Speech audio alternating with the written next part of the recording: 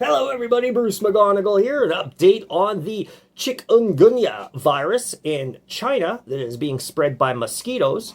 I'm warning everybody that it's only going to be a matter of time before such a virus lands in North America if it is not here already. China seems to love not only releasing viruses, but sharing the misery with the world. And you can bet, after we found out that China was trying to bring in lethal fungus to North America, which destroys crops, that they have an agenda of biowarfare and bioterrorism against free democracies like in Canada and the United States of America.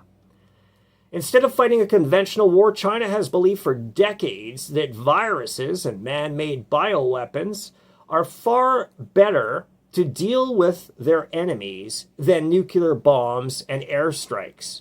Because viruses, you can basically lie about, especially if you have the World Health Organization on your side, which is what's happened now.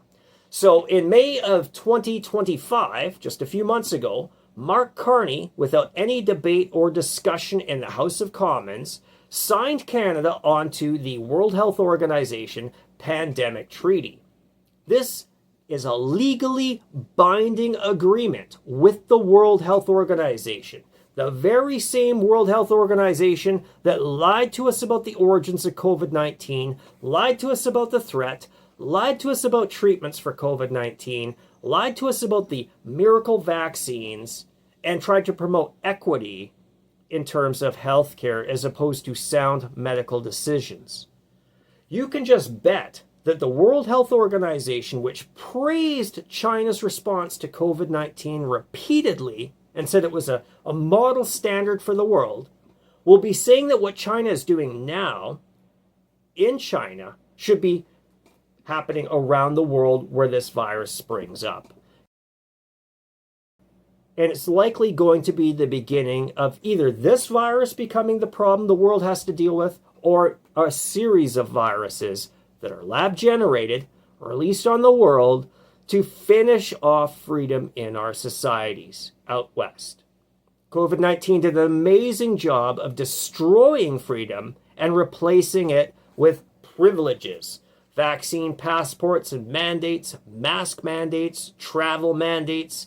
We all saw it. I was an anti-vaxxer COVID idiot who didn't believe any of the nonsense that we were being shilled at the start because it didn't follow the science that I was taught when I did anthrax screening for the federal government. They specifically told me at the federal government, wearing vanity masks does not stop the spread of airborne viruses, let alone the spread of airborne bacteria, which is far greater in size than a virus.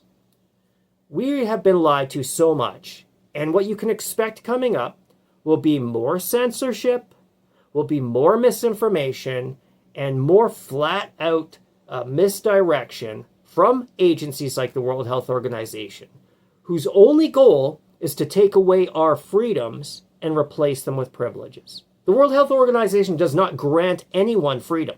Never has, never will. It's supposed to be our governments that allow us to be free because we get to elect them and they are there to represent us. Mark Carney did not even bother to go to the House of Commons before signing this pandemic accord. He never bothered to ask Canadians or allow Canadians to have their members of parliament vote on this before he went and did it. Which should surprise nobody because Mark Carney is a World Economic Forum mainstay for decades, folks. And the World Health Organization and the World Economic Forum truly do not believe in human rights. They believe in human privileges. Many, maybe most legal systems are based on this idea, this belief in human rights. But human rights are just like heaven and like God. It's just a fictional story that we've invented and spread around. That's the truth. So, you are either going to end up in the camp that you're screaming for lockdowns and you're screaming for extreme measures and everything else like that, or you're going to be in the camp that demands that we are a free society and we make our own rules in Canada.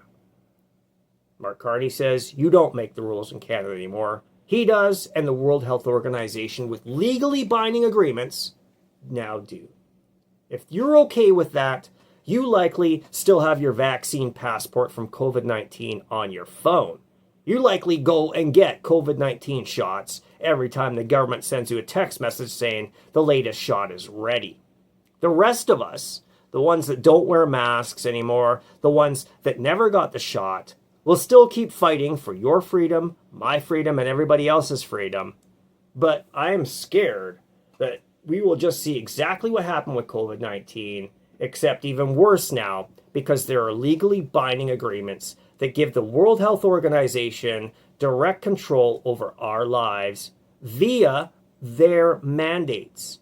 The whole point of signing this agreement was so that our government could strip away their responsibility, say, no, we're not the ones ruining your lives. The World Health Organization is the leading authority on this, and we have to follow their lead because we signed a legal agreement with them. Folks, China released COVID-19 on the world. We know that. It happened. It came from a lab. Basically, everybody now admits that this was a lab-generated virus that either accidentally released or got released specifically. I believe in my heart of hearts, China released this virus to go after the people of Hong Kong who were protesting in the streets by the millions because they didn't like China restructuring their entire society and breaking their agreement with China that they would have a distinct society while mainland China stayed under communist rule. But the people of Hong Kong would have their own autonomy and be able to set their own legislative needs. Basically, they would have more freedom. China didn't want that. China doesn't want that for any of us. We saw what it did to China. China got, they crushed Hong Kong after they released the virus. The whole movement ended because China locked everybody down and they used the virus as an excuse to put the military on the streets and to control the flow of people.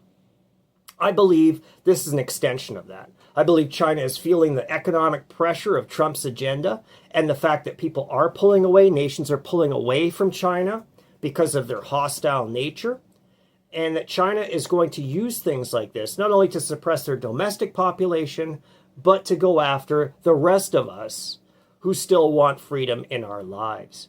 Take care, everybody. Have a great one.